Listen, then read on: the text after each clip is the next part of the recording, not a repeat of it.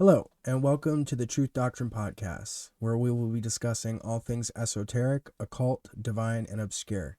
My name's Mikey, and I will be presenting to you information that's important to the development of human consciousness. I hope you're ready for that. So, the last video that I did, at the very end of it, I talked about astral projection for like a minute, and I think I also mentioned it in my first video.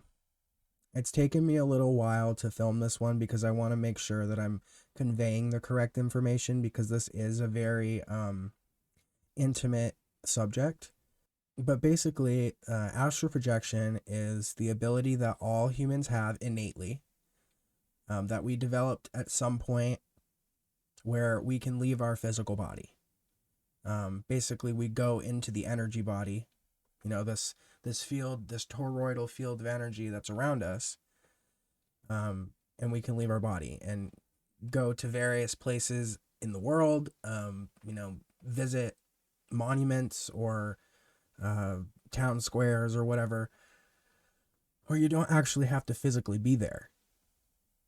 You're literally just connecting to the consciousness that's all around us. There's also the concept of the mind palace, where you create your own world within the astral projection. So this is kind of like when, all of the Egyptian artifacts were unearthed, and they noticed that there were murals and paintings and artifacts depicting the priests of Egypt entering the dream world. Well, they're not just talking about going to sleep and having, normal dreams. It's a whole nother thing. So I'm going to try my best at explaining it in this video, and maybe we can go into deeper topics later on what this actually is. But I'm going to give you the basics on how I do it and how I've learned how to do it, and what the different states of consciousness are that we enter and exit throughout a regular day. So when you're walking around, going to the store, or, eating dinner, or going to work, or commuting, we are in base consciousness, which is basically called beta. So it's beta consciousness. It's the waves that your brain are creating are beta waves. And you can look this up online. There is scientific research done, like EEG machines, which are basically, they tape these electrodes to your head and they measure your brain waves. And when people are in normal waking consciousness, just kind of doing regular normal things, you're in beta consciousness, because your brain is creating beta waves. Everything in reality is a sine and cosine wave. Everything, up, down, up, down, up, down, up, down, everything. The light that we see is light refracting up, down, up, down, up, down in various different frequencies. All sound are different types of frequencies that are reverberating at different rates. All colors that we see in the small amount of the electromagnetic spectrum that we can see are vibrating at various different rates. So when you're in normal waking consciousness, you are in the beta state. The way to learn how to start controlling your mind to be able to do astral projection is, the very first thing that you need to learn how to do is you need to learn how to quiet your mind. So, monks have done this for a long time. That's what the whole Hindu and Buddhist religion is about, is quieting the mind, denying the self, denying materiality, so that they can become one with the grand unified consciousness that we are inside of. So alpha is the state of relaxation, or the state of focus, or, the state that you're in as you lay down to go to sleep at night. So you switch from beta to alpha, and that triggers like this kind of relaxation in you. But most people can't enter that just, by sitting around and whatever. You actually have to incorporate some kind of practice in you that you can trigger that on your own without having to lay down to go to sleep. So alpha is easily achievable with just a little tiny bit of practice. So the way I learned how to enter the alpha state is actually through this book called The Silva Mind Control Method. I have it right here. Jose Silva is somebody that's been studying consciousness and brainwaves for a very long time and has developed his own method to enter the alpha state. And from there, you can do more. But in order to reach the states of astral projection and lucid dreaming, which is totally something different from astral projection, but we'll talk about that later, you have to learn how to enter the alpha state. So there is a chapter in here called How to Meditate. And he outlines a couple different methods that you can use to enter the alpha state. But basically what you're trying to do is get into that state of relaxation. And it's quite easy. All you really have to do is make sure you're either listening to something that's going to relax you, or some people don't need any sound at all. Some people are content sitting in complete silence. Certain smells might trigger it, might make it easier for you to achieve the alpha state. Like incense, you could burn incense, if that helps you. Personally, I use holy wood or Palo Santo. I use Palo Santo a lot. That usually is enough to help me get into that state, because the smell is, I find the smell very pleasing. So it helps me relax. I usually burn it, 2 to 3 times a day. But what you want to do is you want to start creating a meditative practice for yourself. You can do this at the beginning for 5, 10, 15 minutes a day. As you get further in your meditation practice, that might lengthen to, half an hour, 2 hours. And once you maintain a healthy meditation practice, it'll be a lot easier for you to switch into the next state of consciousness, which is called Theta.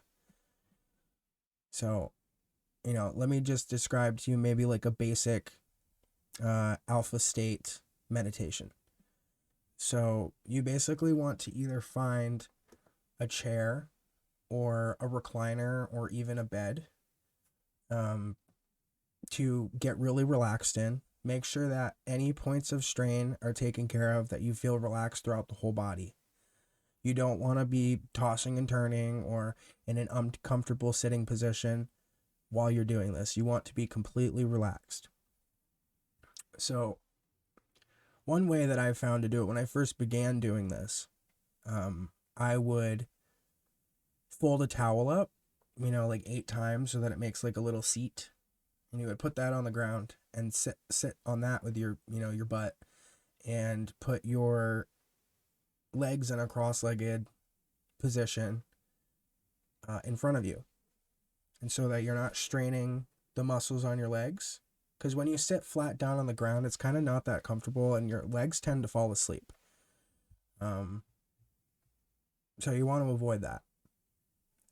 And you basically just want to sit.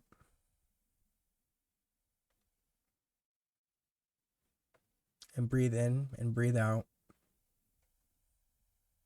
Keeping aware of every single breath that you're taking and exhaling.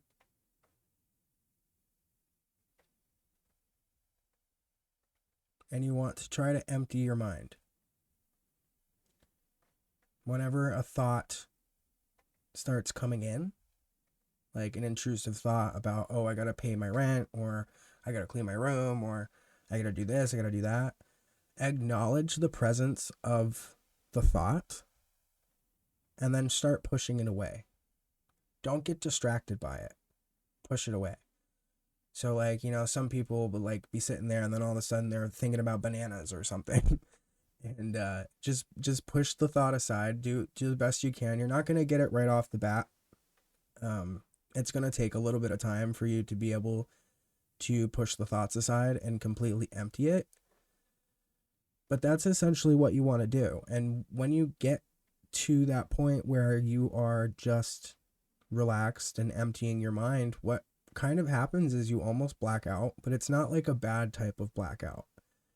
It's basically your brain just shuts off, but it's in a good way. Because when you're in the alpha state, heading into theta, your body is actually in this regenerative state where it actually starts to heal you. And this has been studied extensively. So, when you find your meditation practice with whatever sounds you like or whatever smells you like, whatever chair you like, now you just have to start practicing that. You just have to do that once a day. Start bare minimum. Do 5-10 minutes at a time. And as you get further along in your practice, just start lengthening the time that you're doing it. Eventually you'll be doing it for 2 hours and the time will go by like that. It'll be almost like no time has passed at all, but the 2 hours have just suddenly disappeared. And that's what you want to be able to do. If you want to experience astral projection at all, you're going to have to learn how to quiet the mind. And I actually was diagnosed with ADHD when I was really young. So it was incredibly difficult for me to start this. I used to practice this for hours upon hours upon hours until I got to a point where, basically time would stop. Not actually time stopping, but you're in this state of consciousness where it doesn't feel like any time is going by.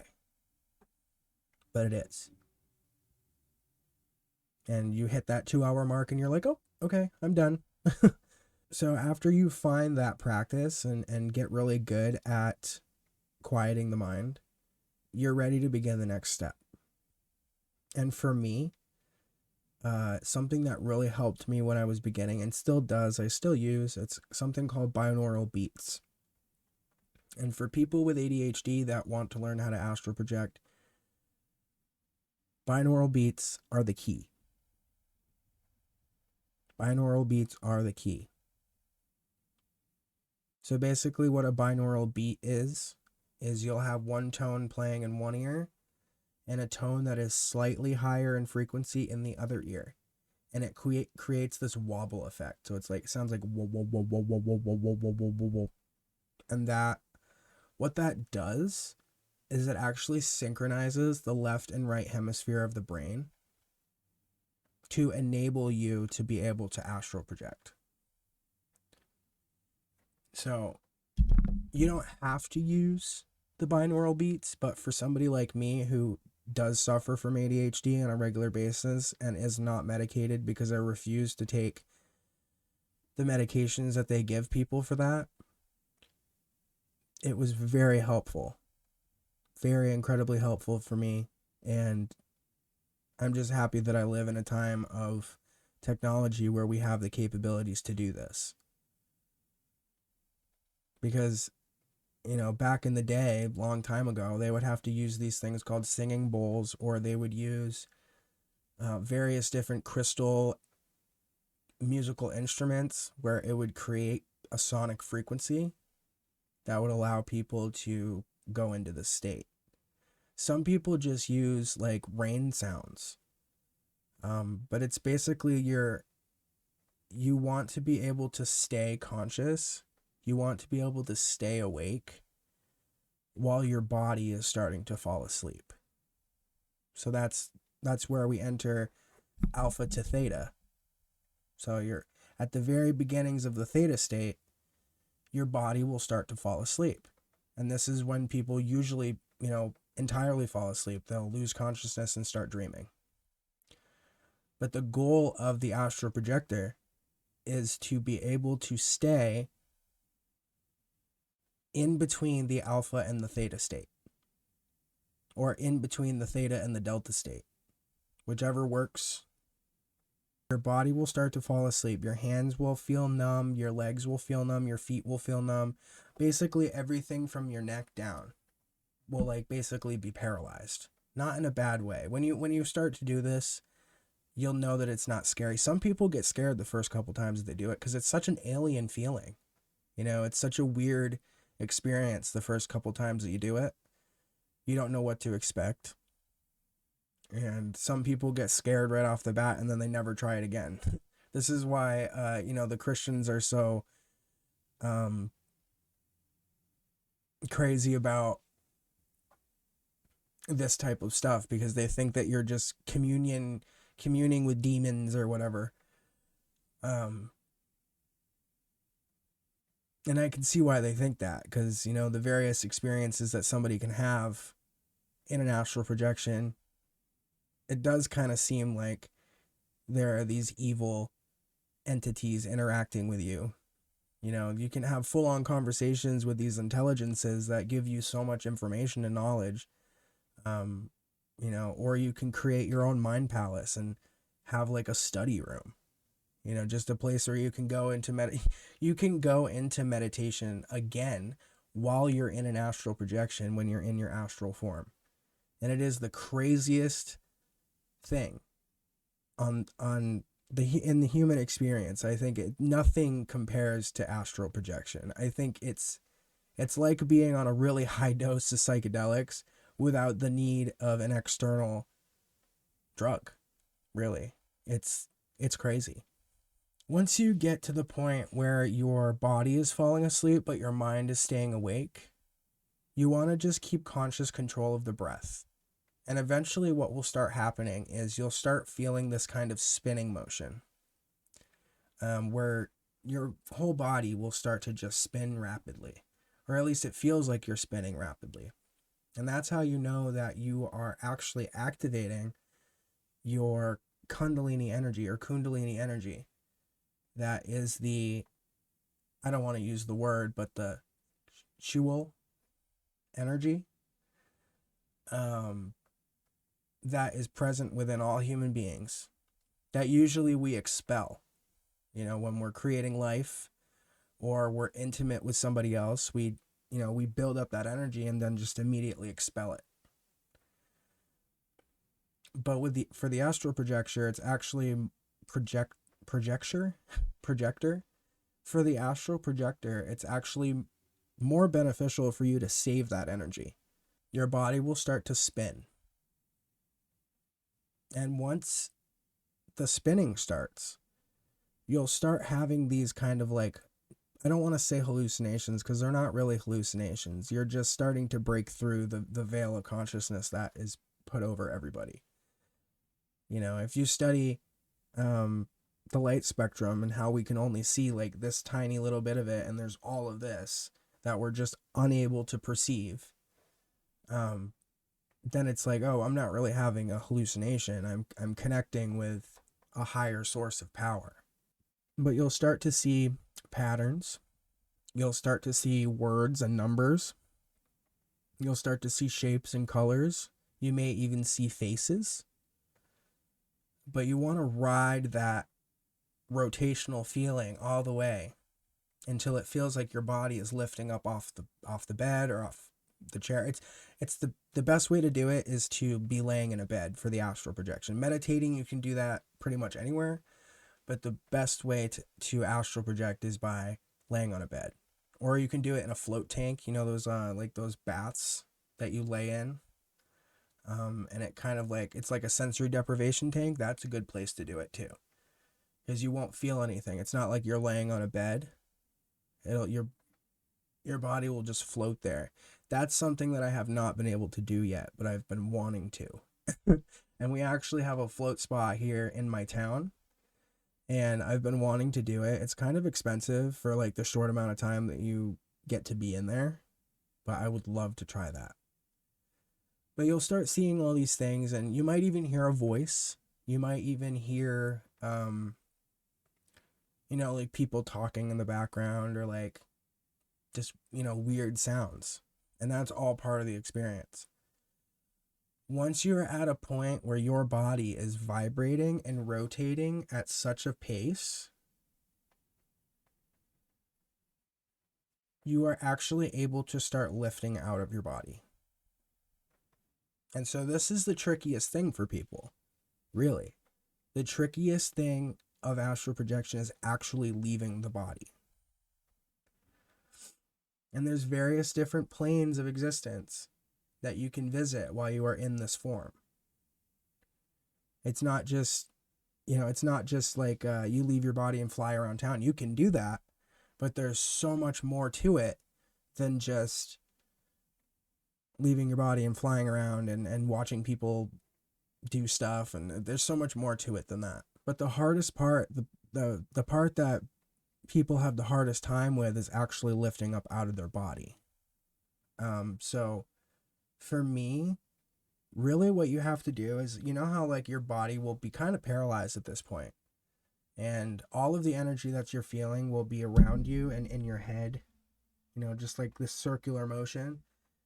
It can make you nauseous, which is why it probably will take you a few times to learn how to do this. It could take you years. Everybody's developmental path is completely different from the next person. So it could take you years, it could take you months, it could take you one time. But you want to basically start moving, not your physical body, but your energy body. And what I mean by that is that when you are in this state, you will start to be able to move your arms and legs without actually moving your physical body. And I know how it's very hard to describe. It's very hard to explain in a way that makes sense to somebody that hasn't astral projected before. But you're basically lifting your spirit up out of your body. And that's really the only way that I can really describe it. I'm sure there's more resources online that can probably point you in a better direction on that specific part of it.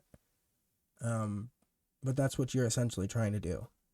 And then once you're out of the skin, once you're out of your meat sack, you will actually have this experience where you'll be floating above yourself and you can actually look down at your own body. And this is what people coined the out-of-body experience. And some people get so freaked out by this that they get slammed back into their body again and never do it again. Because it is weird. Your spirit has left your body.